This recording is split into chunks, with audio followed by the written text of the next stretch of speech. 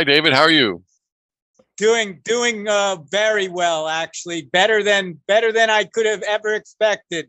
Things have really come together this weekend for us. Yesterday was a very busy day. We did a lot of recording. I think almost 8 or 10 hours worth of recording. Mostly Zoom. A lot of people are still really nervous about the COVID, and I don't know about in the United States where you are, Philip, but there's been another push.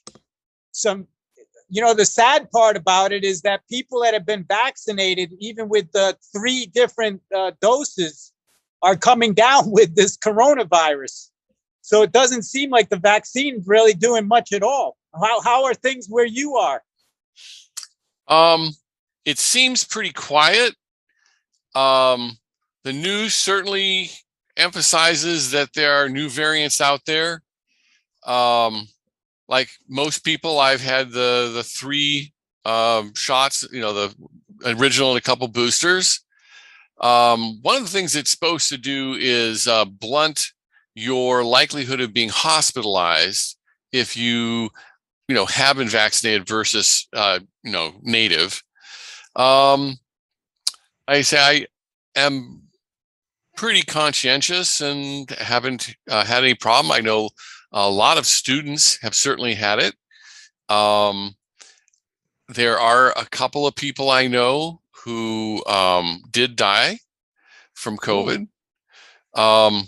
One of the surprising ones was Amy Butler, who was the head of the sustainability department for MSU.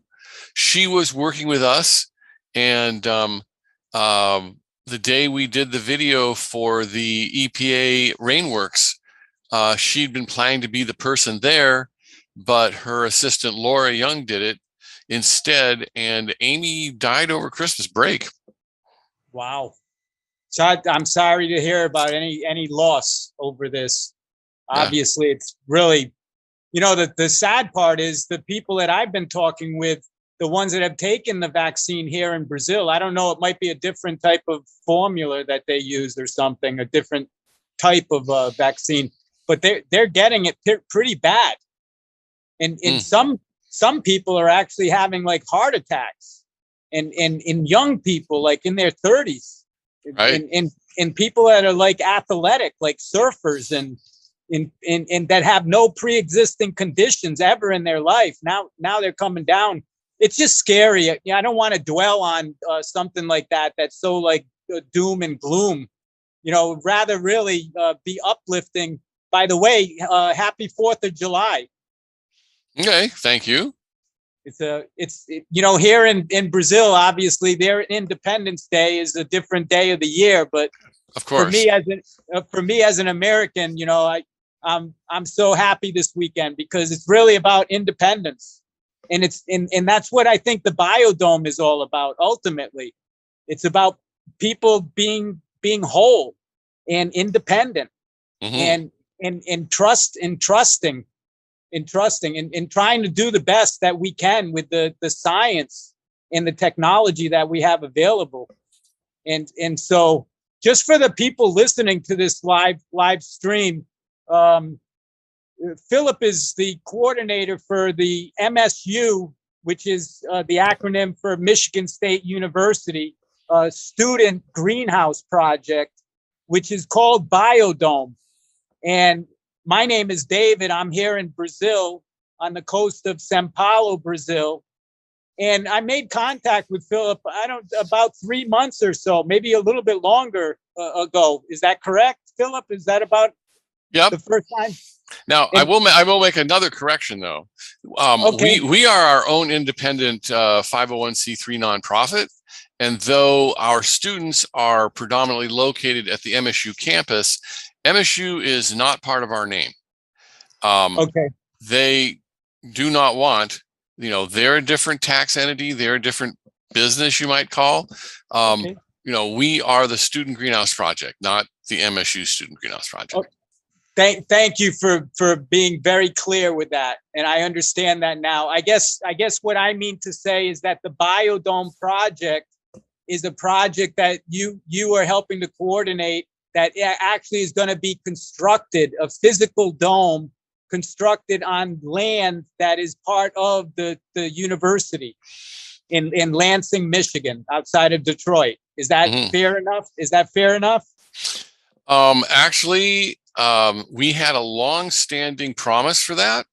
As the university has gone through a transition in administration and some difficulties with its financial circumstances and other things, we do not have a standing promise for location on campus at the present moment, to which we consider this an opportunity to be used, because this is a circumstance where we can build the esteem for our organization, build our outreach, and also have our own sort of opportunities to do more fundraising and alliance building. Being in a situation where we were under the MSU umbrella and targeted for campus, we had a sort of a politically correct requirement to have the board of trustees approve a bunch of stuff. And the university is very large and things move very slowly. And they have a lot of irons in the fire. So basically, like I say, there is a sort of advantage for the present circumstance to not have the university be a gatekeeper for our fundraising and our public engagement, which takes so long to get a meeting and run through process. Well, I can only imagine, and let me ask you a question then, Philip.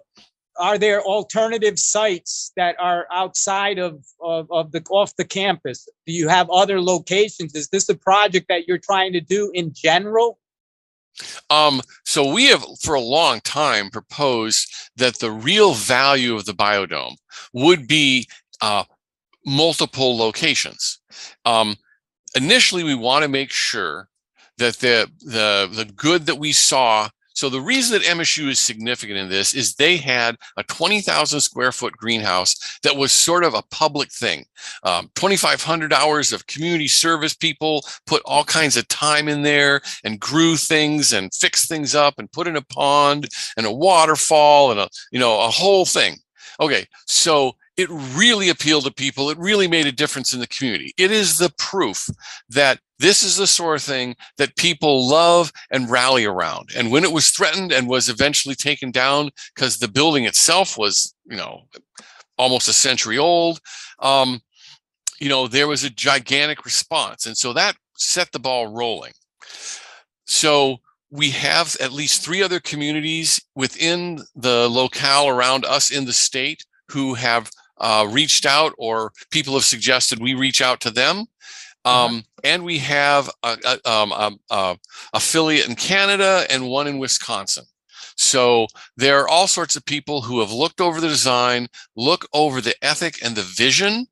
And the vision is for people to spend more time in nature, for people's barriers to be brought down, for stress to be limited, and then for there to be community building and an increase in friendship networks. And then the reason to have, an initial 1 or 2 is to see if it goes further, if it actually causes community engagement, is an initiation for action and environmental consciousness and awareness. Okay, at that level, then it's very easy to go to other prominent people, other community organizations, other locales, and say, look, we have always surmised this is an advantage. We saw this in the original circumstance at MSU, and now we are, hard copy data on the table showing what this can do. Let's have this, find the groundswell in your community and add this to the offerings that make your community a wonderful place and a home. And so that would be when it would expand to hundreds.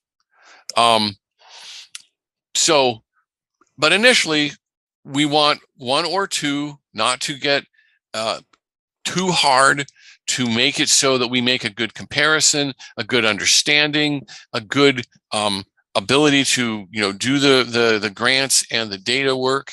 And then we have a situation where we have shown that even just a little bit of nature that is close to home, close to your doorstep, 5 or 10 minutes, or less at best, away from your home, so that, a few thousand people can make this a regular part of their daily lives, and then see how much the sharing and the knowledge and the interpersonal relationships and the nature itself are transformative.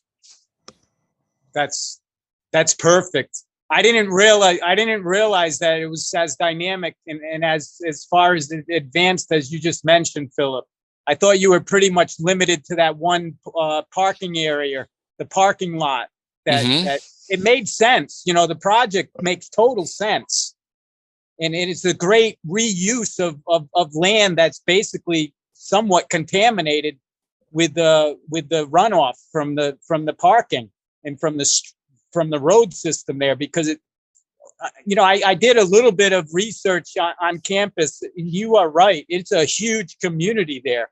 I was really amazed, especially with the agricultural program there with the cattle and with there's a gas, like an energy system that uses the natural gas. Right. They're doing a bioconverter and making usable natural gas out of the organic waste and the cattle manure and different things. Yeah.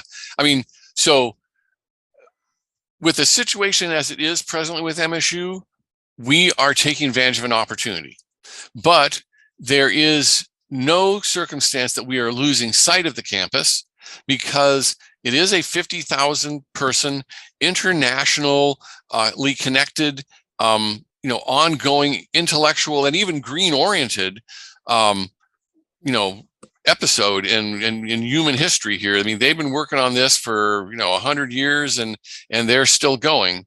So if there's some way we fit in the future, where we have more esteem and more financial backing, which I'm sorry to say is one of the main bottom lines the university looks at, then it would be a wonderful place. Because if it were to blossom, I mean, like a dandelion, it would be one of those places in the world where you could just and blow it, around the globe.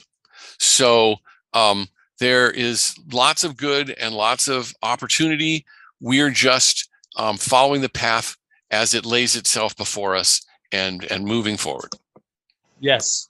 And I don't know exactly, but I think it's been around 30 years, or at least 25 years. 24. 24 years is, it's kind of strange in some way, because there's a lot of commonality between, for example, you mentioned that there's 50 or 60,000 students on MSU campus. The community is about 50 or 60,000. Here in Brazil, where I am, in the BioDome project that we are trying to do, which is not a physical biodome, because everything that you're trying to capture and kind of recreate internally in a climatized environment is already natural here. But when I say that, there's an urgency and a certain amount of pressure, like on me and on other people here environmentally, because our community along the mainland, I'm on an island, and there's 7 islands and 15 beaches that make up this immediate area. It's called Costa Sul, San Sebastian. And for people that want to look like on Google Earth, you can go right to São Paulo, the city, on Google Earth, and then scroll down to where the ocean is to the south, and then go to the east, and you can see we are only about 2 hours just outside of the big city of São Paulo. I don't have the longitude and latitude, the GPS specifically, but the area is called Costa Sul, San Sebastian. And what's interesting, Philip, is we have a lot of common things, but we also have things that are total opposite. Because in our community here, we have about 50 or 60,000 full-time residents. So it's about the same size as the campus there and the student body there. And but our community, we have no university education. There's no advanced education here. And it's all a natural, it's all natural. There's hardly any, like, the largest structure is 9 meters. They have a limit in height. There's only like 2-story buildings. Mm-hmm. So we don't have a lot of cement. Mostly the construction here is bio construction using wood. It's mostly wood construction. And so the common interest or the common measurement is that population. It really is an interesting opportunity for us to continue to have this dialogue. I know that the students right now, it's summertime there, things are a little bit slower. I know we spoke, you have a couple of important meetings coming up. People are starting to get reactivated with this process. So there's an opportunity now for us to try to help you and help the Student Greenhouse Project as a collaborator and like an advisory role, just to be here. And we talked also about the possibility of students doing gap years.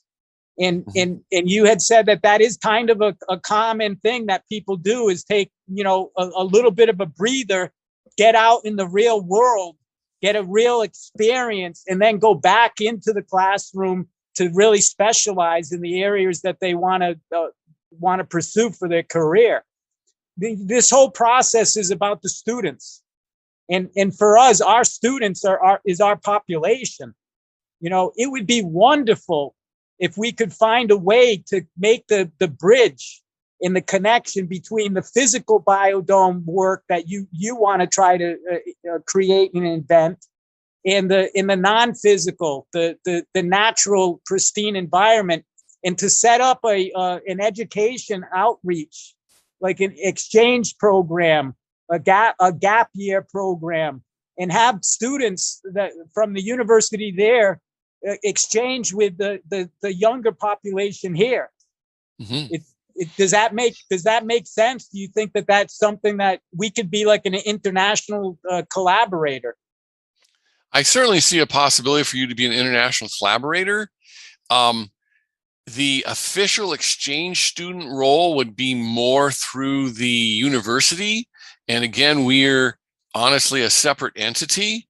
Now, I'm not saying that students couldn't just take some time off and have a landing place to go and engage with you on your island and in the nearby community.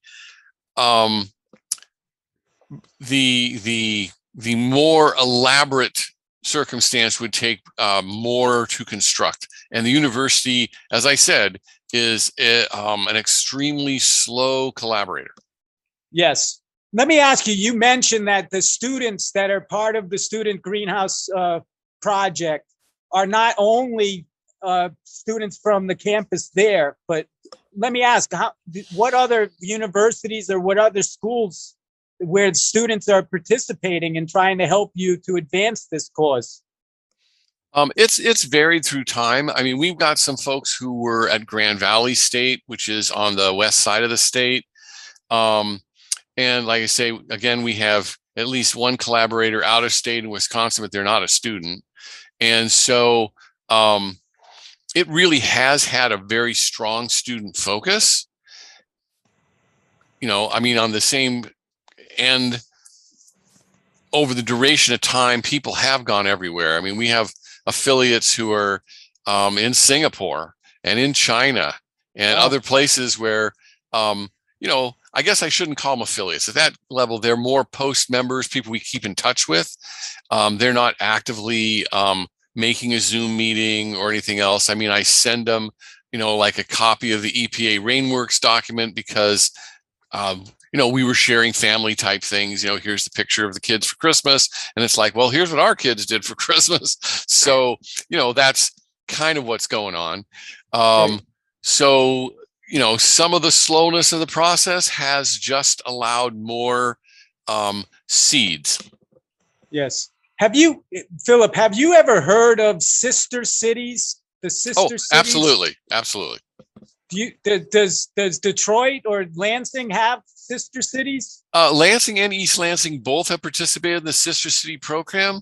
I have a friend who himself is a videographer and actually went to Ghana to do a videotaping for East Lansing. A lot of my friends actually have worked as video crew for East Lansing.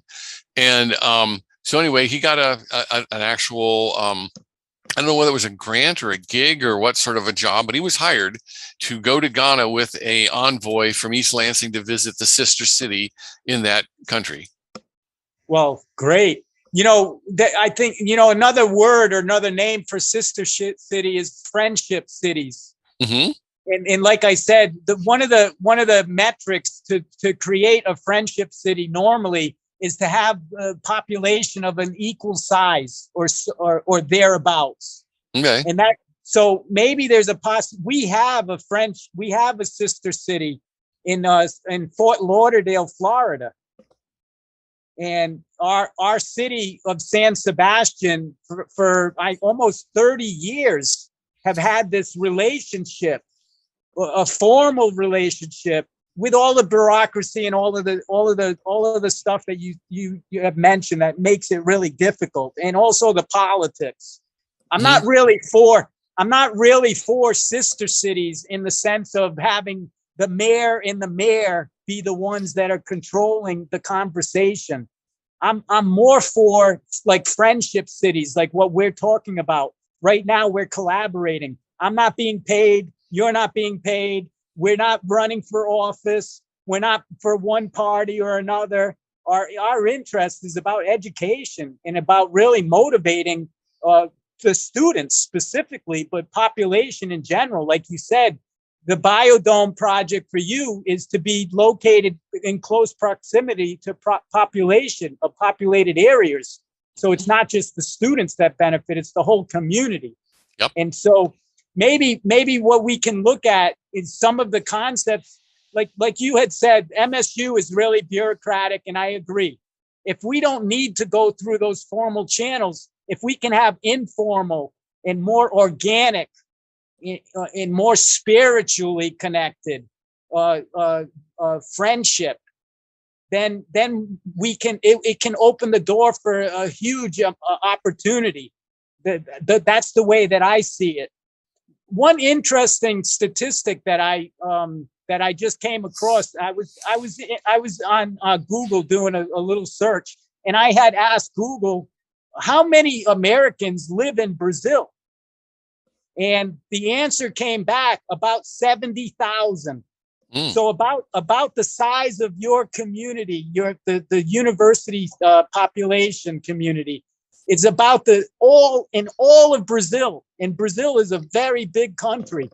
Indeed. And then after I asked, I was surprised. I thought it would be a lot more. I don't know why I thought it would be a lot more, but 70,000 is nothing. It's nothing to have an American or U.S. presence here. It's not hardly anything at all.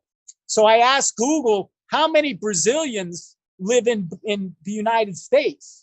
Do you know how many Brazilians they estimate that live in the United States? 1 million? It's almost 3 million. Ah. And the difference between 70,000 Americans that are here in Brazil and over 3 million, a lot of the people from Brazil, they go to the United States and they never come home. They just stay there. So they're not calculated. They don't know the exact number of Brazilians that are in the United States. I mean, but it's in the last, I've been here now for 25 years, was the first time that I came to Brazil. In over 25 years, anybody that had the wherewithal to get out of here in the last 10 years and had some money fled.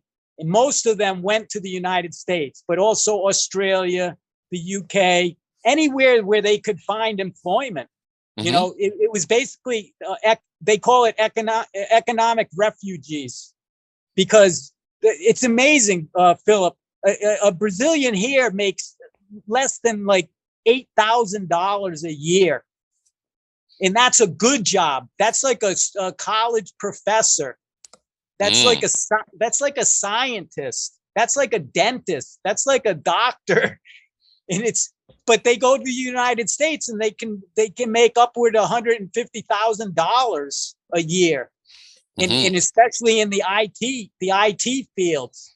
So what's happening in just this last 10 years, most of the people that speak English have left Brazil and have gone to the United States and just don't come back.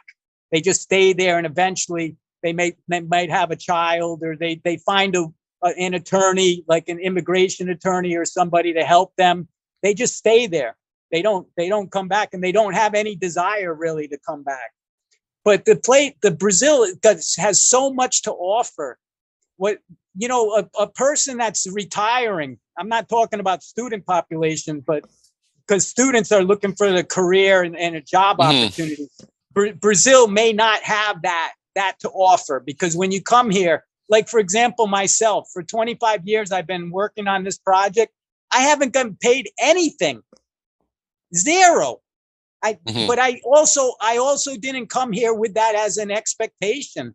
I don't do the work that I do with BioDome specifically for any gain, any personal gain.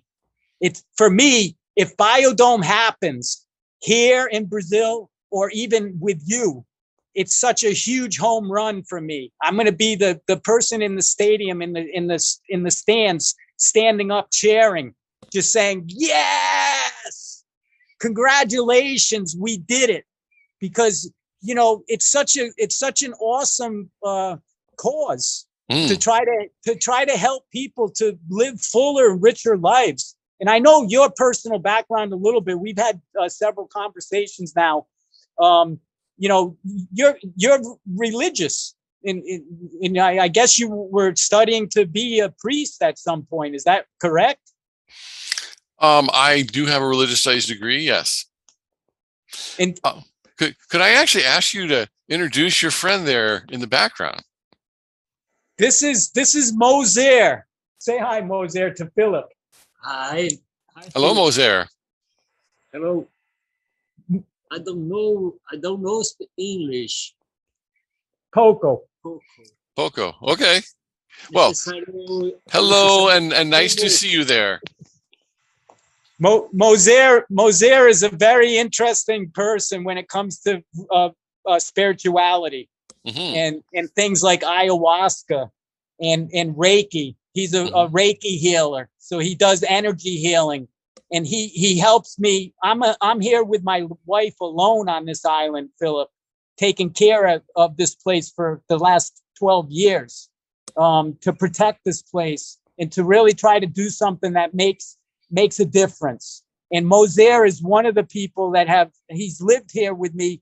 He doesn't speak hardly any English, but being here, he lived here about 5 years ago for 3 months.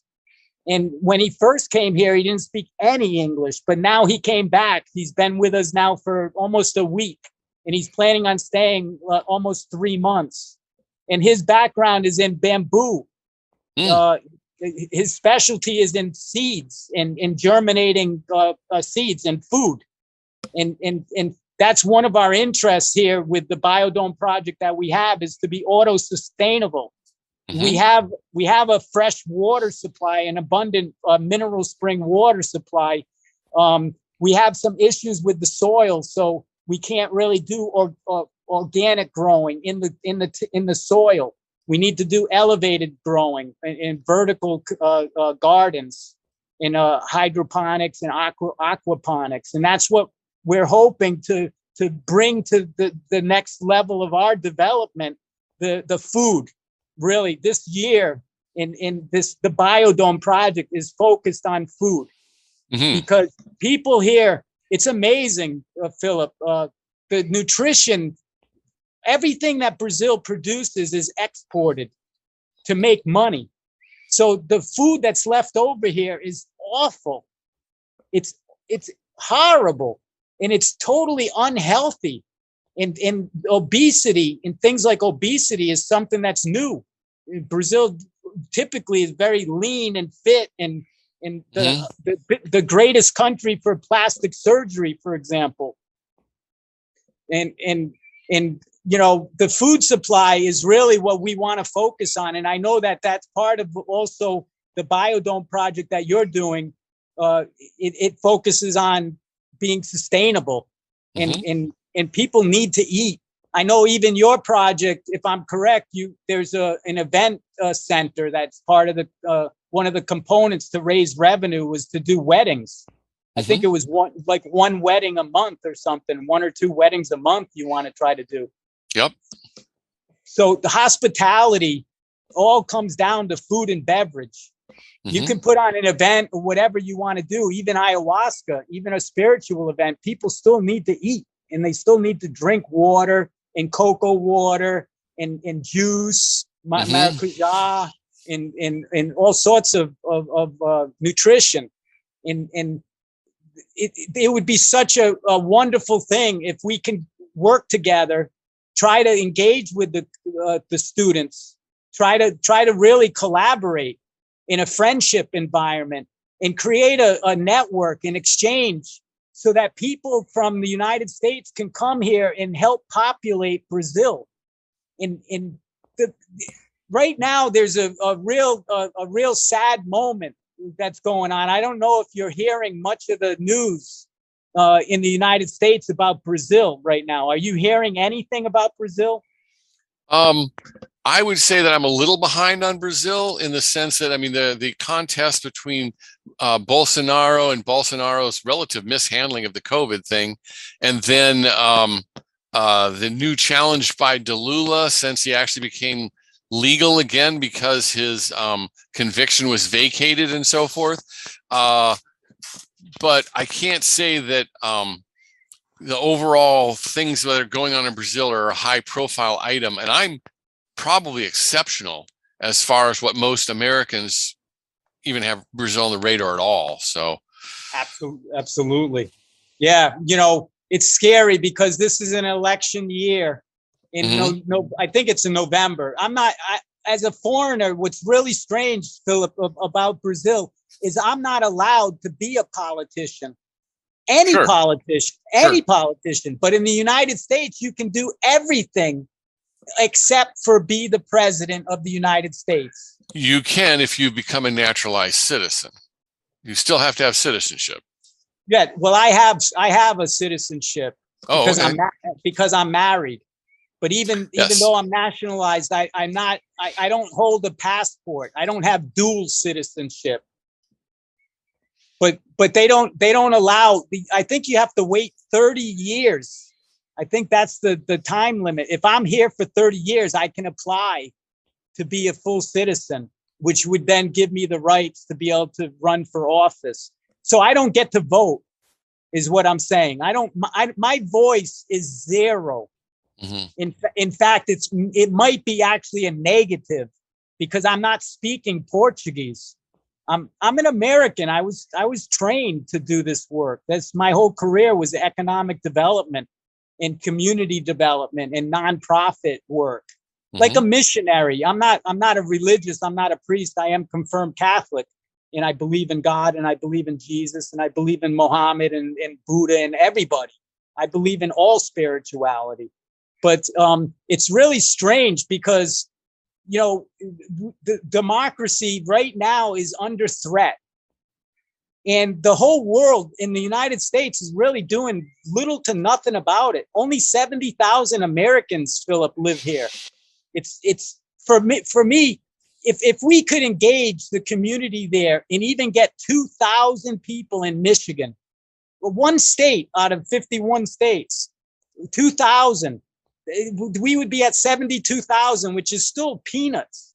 But to get 2,000 people to come here and to do like a timeshare, you don't have to stay here and live here. You can live here for 3 months out of the year with no documents at all. And you can afford to live here for about $200 or $300 a month. That includes a basic house and food and some Mhm. basic food. It's not the best food in the world, but basically people in the United States that are struggling and maybe have lost their job because of COVID-19, trying to reinvent themselves maybe a little bit frustrated with what's going on with the political situation and immigration and healthcare and everything in the United States is upside down from what we're hearing. I don't know if it's all true or not, and I don't really look into that. I don't read the news like that very much. But it seems like it could be a viable place for people, is what I'm saying, and students, like, to take a gap year, to take 1 year off and come here for 3 months, or you can stay for 6 months without getting a special visa. But students can apply for a year round, and we can coordinate and have official accredited programs so that people, when they come here, they can do a gap year, but they can also get credit for some certification on sustainability. We can make whatever. Like you said, you are a nonprofit, and we also have nonprofit status for almost 5 years now. Mm-hmm. And so if we could combine and open up the doors for people to migrate here, to immigrate here from the United States, it would be wonderful for me, because more people would be speaking English. Moser is very interested in speaking English, in the culture. And he's never been out of Brazil. He doesn't travel. He does mostly reading and self-study for his learning and his growth. But how does that even sound like it's something that might even vibrate well with people that you're in your circle? I certainly know a student or two who really likes to travel. I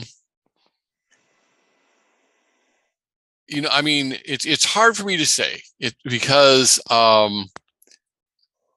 it isn't something that's been on the table, so it isn't what we talk about or discuss. I mean, obviously, we're working on a particular project. The students have a variety of majors, and some of them are more friends I spend time with, and I know more of what their activities and interests are. Some of them, we're, a club, a student organization. They, come down and do stuff. So it would just be something that would have to be developed. Well, we can plant the seed. Hopefully that's what we're trying to do. This weekend I mentioned to you, we're making a movie. Mm-hmm. And Guilherme right now is recording this with Felipe. Felipe is Guilherme, and Felipe is the film crew, and they're not getting compensated for this work. They're doing it because they want to help. And Guilherme and Felipe both speak a little bit of English, which makes it a little bit easier for me, because they do some translation. Like I said yesterday, we did, I think, 8 or 10 hours worth of recordings. And most of it is in Portuguese. Unfortunately, we're going to have all of these links that I can share with you on a YouTube channel that you can review at a later time. And also people listening can have a small library for this weekend, this Independence Weekend, is what I'm calling it. Mm-hmm. So it's planting seeds. That's what I'm hoping from all of this. And this is just yet another conversation that we have had.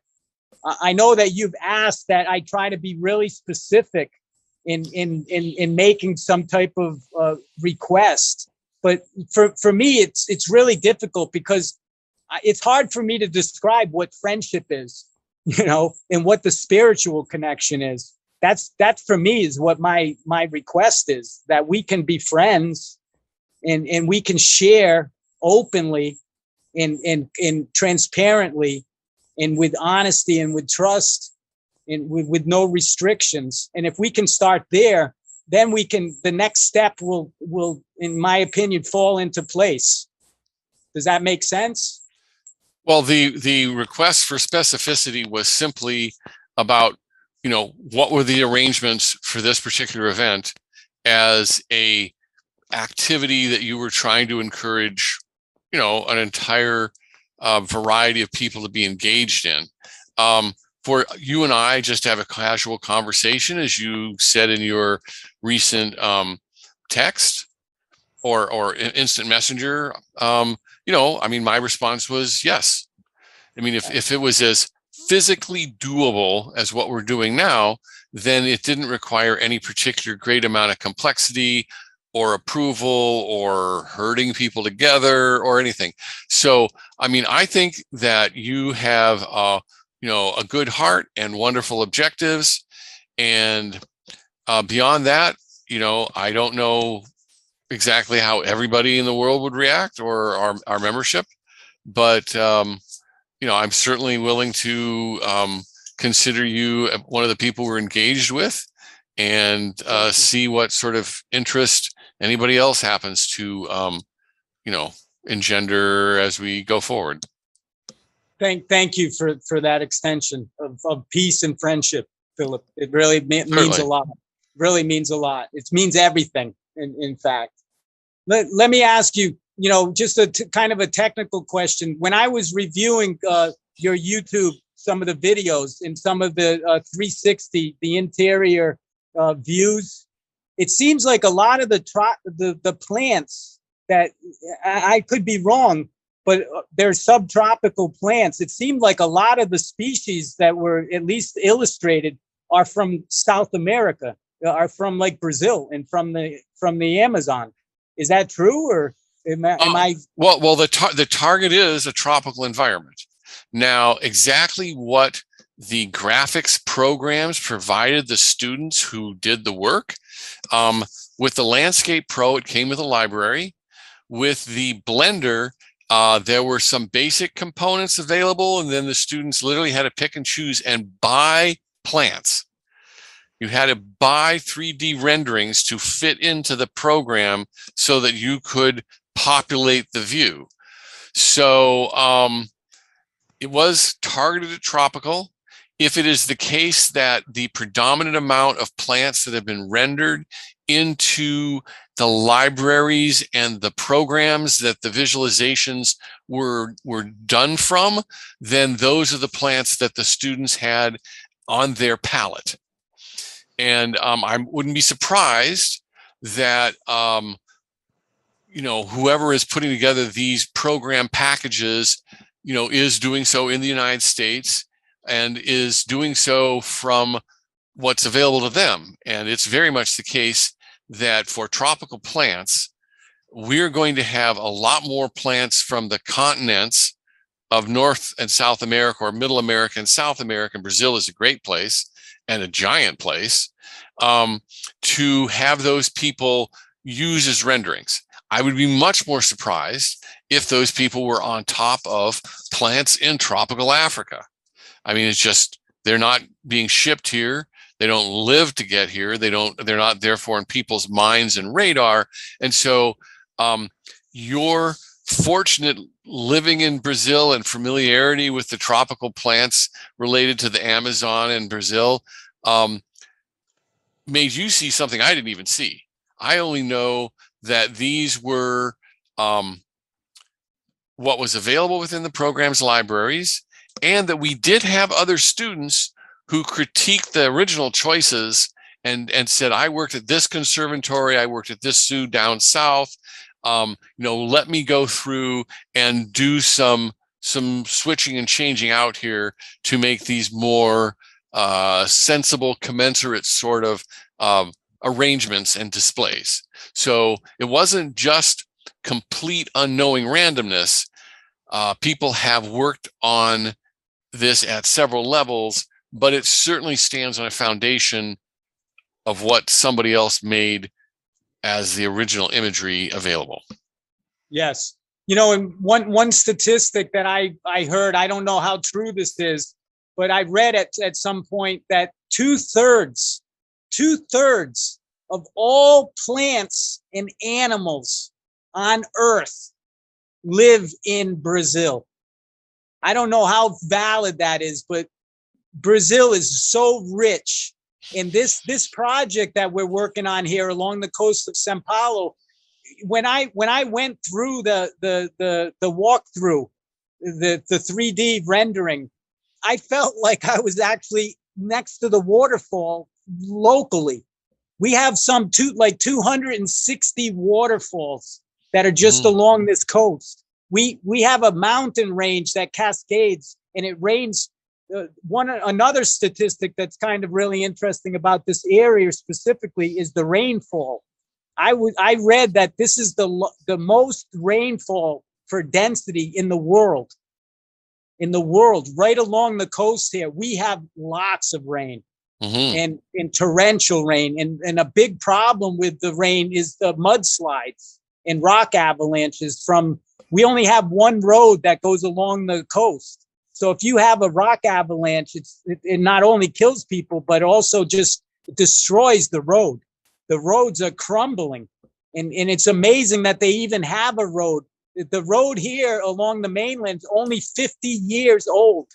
50 years, Philip. This place is such virgin land. And thank God that there is some environmental controls here, because they put a moratorium on construction here about 20 years ago. After the road was built, you can imagine everybody and their brother came down here and started speculating on land and drove out all of the native people, the Indians, and basically caused a genocide. But now they have it somewhat under control, but there's still illegal construction and all sorts of environmental negative impacts happening because people pay. If you pay for a service, you get a service. But like me, I don't pay for a service, so the government doesn't consider me at all whatsoever, and it basically ignores the BioDome project. And that's why the movie is such an important outreach and expression. Because it's my way of really putting together within an hour and a half, hour and 40 minutes, like a case history, a study of the past, the present, and the future potential. So in one snapshot, within an hour and 40 minutes, you can get a lot of information. Just like what we had this conversation tonight. We've just talked 40 minutes or so. And hopefully we're going to get one or two clips that we can include in the trailer. Guilherme and Felipe are going to be making hopefully like a 9-minute or 12-minute like trailer about the BioDome project. And we are going to make mention about the physical domes. Your effort is not the physical dome effort's been going on for like 24, 30 years. We have these physical biodomes around. In Arizona and in Seattle, Washington, and Montreal. In your case, would be in Michigan, and also in the UK. The largest greenhouse project in the world is the Eden. I don't know. Do you know the Eden project? Yeah, we included that in our first appendix in our first proposal, because it demonstrated that a geodesic dome was a superlative greenhouse because it grew in volume and height as it grew in size, and it didn't need any internal supports, and it got a lot more light because the panels were much larger. And it just was a great example of how, if somebody was spending a lot of money and doing it up in a grand style, it validated that our smaller drop in the bucket was the right type of design. Yes. So what we think we can offer, and I say we because it's not just me. I'm the leader, and everyone looks at me and points the finger and says, David, this is your mission. You need to be very clear and very exact. And I say to people, Philip, it's not my mission. It's all of our mission. This is about the earth. This is about saving our environment. If we can't save a place like Costa Sul, San Sebastian, I say right now to everybody, Philip, including yourself, good luck.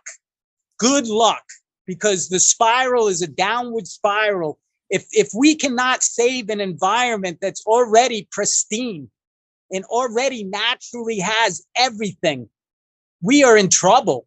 We're going to need to build physical domes because we are going to totally destroy all the natural resources that we have available. We're going to have to synthesize and manufacture a new reality of life. And so what I'm trying, my plea in the movie BioDome that we're making is, let's take action now. Let's work together and let's come together. We don't need a huge budget. I'm the only one that's funding this for 25 years. We don't, the budget comes later. And after the BioDome is activated and we stabilize and sustain ourselves, the money it grows on trees. Literally, the money grows on trees, just like our cocoa.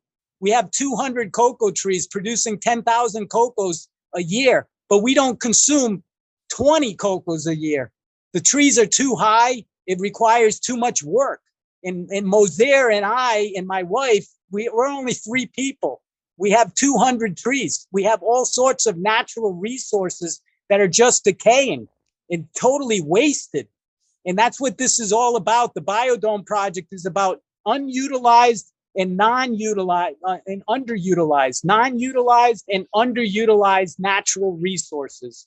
It's not about creating anything new. It's just about let's manage through natural resource management.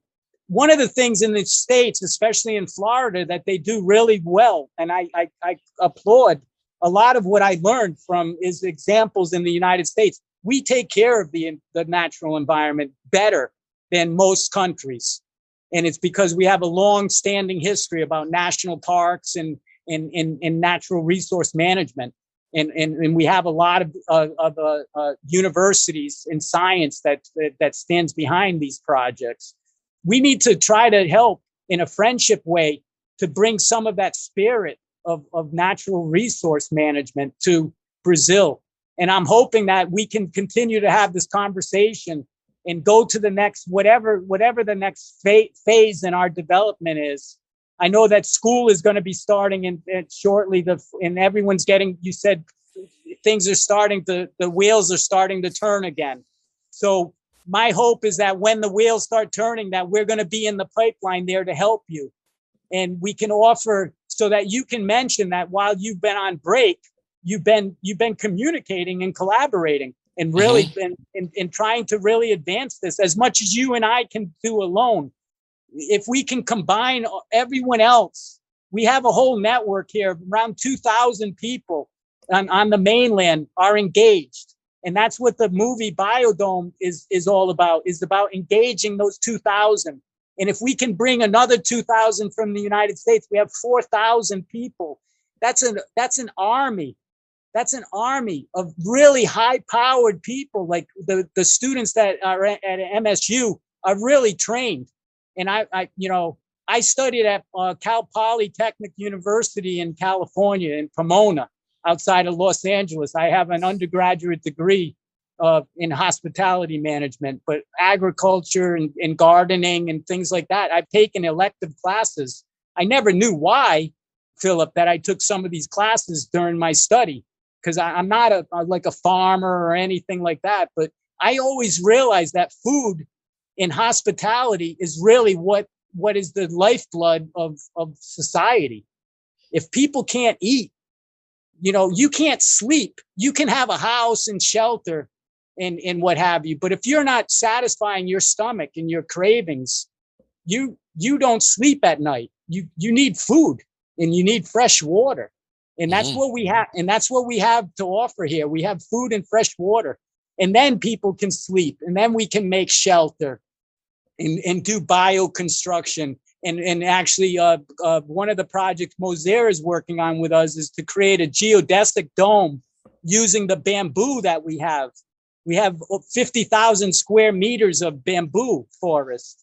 We have three different types of bamboo, and we can grow more bamboo if we need different species. But the bamboo that we have is one of the resources, as I mentioned, that we don't utilize.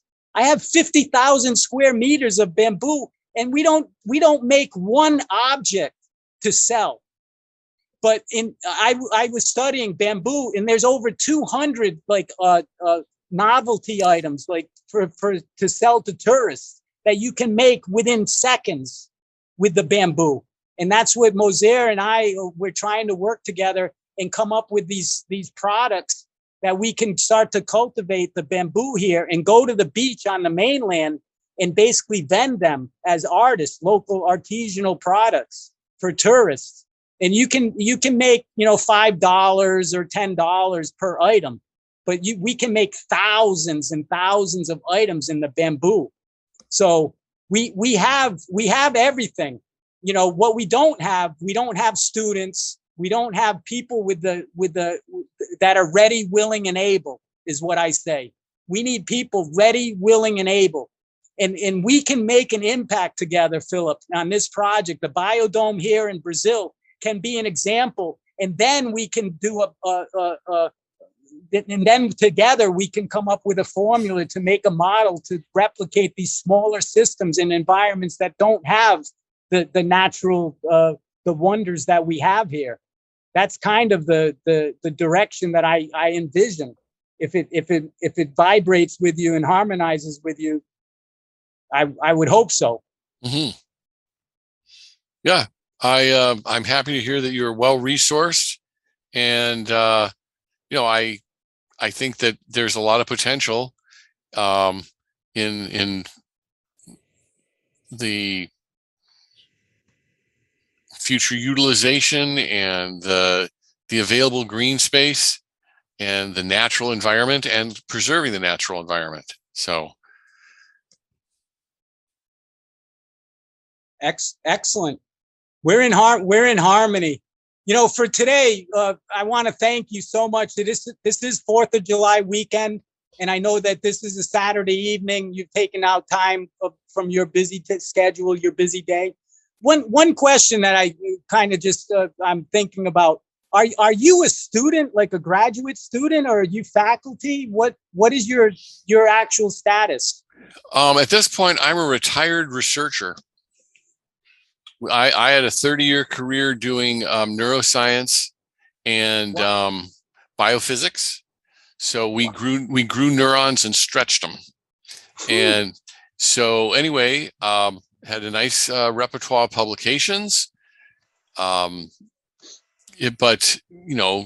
science funding has been tight in the United States, going through the Trump era and before. And there was a point where the professor I was working under went to retire, and then he found me a position with the graduate student of his graduate student. So I was the workhorse and the bench scientist who knew how to do all the things that had been the basis for our lineage of research. And the generational 2-step down professor who got a new appointment took me on for another decade. And again, we published some good research. In fact, he's still publishing my research, and I've been retired for 3 years. So I was a very productive laboratory bench scientist, and the money's still tight. So they said, Phil, you got benefits. You need to lock them in. The likelihood that we'll get you back on in a year, like a couple of times before, is very low this time. And so therefore, you need to retire. So there's where I am. I'm a retired researcher. And your undergraduate work, your work at university, was there at MSU or some other university? Yep. No, I graduated with biochemistry and religious studies as degrees at MSU, and then, eventually found work and had a whole research career. Wow.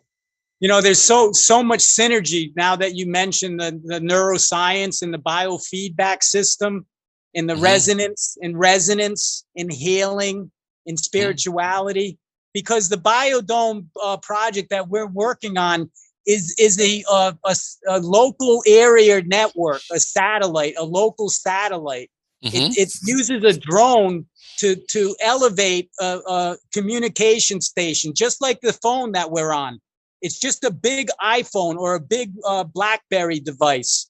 And the drone goes 5,000 meters above the clouds. So just above where there's any atmospheric disturbance. And the dome sprays a network, a grid, a smart grid. But what's interesting is that related to neuroscience, we're working with a neuroscientist, a very, very, very good scientist that I think if you don't know, do you know Dr. Paulo Farrier? Nope. Okay. Maybe what I can do is we try to help make connection. Dr. Paulo Farrier the founder of the International Neuroscience Academy in Geneva. I think it was in Switzerland. And as a Brazilian, he did a lot of his study and research on an international level. And then he came back to Brazil, and he's a psychologist by trade, but he's a neuroscientist and an inventor. And he's invented about 40 different devices. And these devices now use the cloud technology and the wireless technology. So we can heal everything just by looking at you right now, just looking at your face and sending a vibrational signal. You can balance all your energy field. And so the BioDome project that we're working on, like I said, is not a physical dome, but really the focus of our effort is about health. And we're trying to show the world that these technologies are proven. And Dr. Farrier for 25 years has been doing clinical studies, and he hasn't gotten any credit at all with journals, like journal articles, and going through the official means of treating people. He has a wonderful practice. And your work, that now that you're retired, I would think that you have a little bit of flexibility with coming to Brazil and doing a project. We are starting a scientific research station here on the island. And we've been working for 10 years to get the approval from the federal government and all of the ministries, the Ministry of Labor, the Ministry of Education, the Ministry of Science and Technology, the Ministry of the Bank, the Finance Ministry. All of the ministries are part of BioDome. They're all stakeholders. In the Ministry of Medicine and Health is a big one. And we're trying to offer this technology as a part of the social healthcare network. Brazil has a really poor record for healthcare, but they do have a system where you don't have to have insurance. If you get sick, everyone gets treated. It just might not be the best treatment in the world, but using biofeedback and neuroscience feedback systems, within 20 seconds, Philip, these systems can scan your whole energy field, and they can send a resonance pulse and correct any distortion in your light. Basically, it's a biophotonic light. It's I don't know if you've heard of biontology. Do you know biontology? No. No, it's a field of study which focuses on biophoton light. And there's a scientist in I think Denmark or around Switzerland area in Europe. His name is Johann Boswinkel, and he invented the Charin. It's called the Charin, CHIREN, Charin. And this device can cure almost literally everything, because every illness is a light disturbance on a cellular level.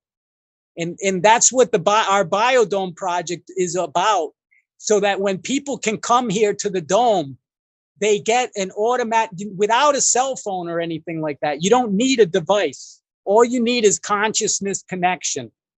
You need to know that system is working all the time. It's always on. It never shuts off. We are all perfectly healthy. We are all perfectly healthy. Disease is a mental distortion in our programming. We think that we're going to get old and die. You know, that's the programming that we receive. But through these new technologies, and Dr. Farrier is reversing the aging process. And actually, Brazil I don't know if you read, Philip, but just recently, Brazil released an enzyme. Did you hear anything about the aging enzyme that they released to the public? This enzyme is supposed to take 30 years of your life and give it back to you. And they just approved the use of this enzyme to be, it's an injection. But I don't know the exact chemical makeup of it. But like I said, Brazil is about health. The largest percentage of people with plastic surgery and people that care about what they look like is Brazil in the whole world. And so everyone wants to be healthier, but no one's doing anything about it. We're eating awful. The food is atrocious, and we're being programmed that things like COVID are going to kill you. And so everyone's fearful. And so what we're trying to do is trying to balance and trying to give the information to people in an environment that we can do. Because, you know, biofeedback and neurofeedback, you don't have to be a doctor to be able to administer this health program. Like, I'm not a doctor, and, you know, but I don't need to be a doctor, because there's really, there's no effort to it. The system is already there. It's just a matter of believing that you're perfectly healthy and you can live up to 300 years. That's what this technology is promising. You can live to be 300 years old. Can you imagine that? Is that something that's pretty incredible, isn't it? It's kind of a revolutionary idea that you don't have to get old, get sick, and die. Mm-hmm. And so would it interest you at all on a personal level to collaborate maybe with Dr. Farrier, get to know Dr. Farrier, get to know a little bit more about the details of what we're doing? And also you can share, there's probably things that you're doing that I don't know about equally. I'd be happy to make the acquaintance. Excellent. So I guess for today, I don't know, did you have any questions or any suggestions on what we may do in preparation for the next phase of our relationship? No, I cannot say that I do. I was happy to have a nice long conversation. It has, you know, it has gotten a little later, so probably about time. Excellent. Thank you so much, Philip. And for people that are listening to this program, you know, contact Philip at the Student Greenhouse Project on YouTube. There's a channel that they have. You can make a comment, and also Philip and on the internet, right? What is the best way for so people our website, which has the ability to send an email and encourages people to get our newsletter, is SGP, which is Student Greenhouse Project. So that's sgpbiodome.com. sgpbiodome.com. Yep. And I suggest anybody interested in environment, natural resource management, health and wellness, spirituality, all the subjects, integrated subjects, go to sgpbiodome.com, because we're working together now. We're friends. In Brazil and the United States, the whole idea is to build more democracy in a stronger foundation, so that we don't have to be worried about the future like what we're worried about right now. So thank you so much, Philip, and enjoy. I know 4th of July is coming up on Monday. It's only a couple of days away. Do you have a barbecue or something? Do you have any plans? My partner will be coming in from out of town. Good. Enjoy yourself. We'll be thinking about you. Happy Independence. Yes. Have a great. There, you can say goodbye. Hey, Mosier. Oh, goodbye. Goodbye. Signing off. Thank you so much, Philip. Yes. Thank you, David. Have a great weekend. Thank you. Bye-bye. Bye-bye.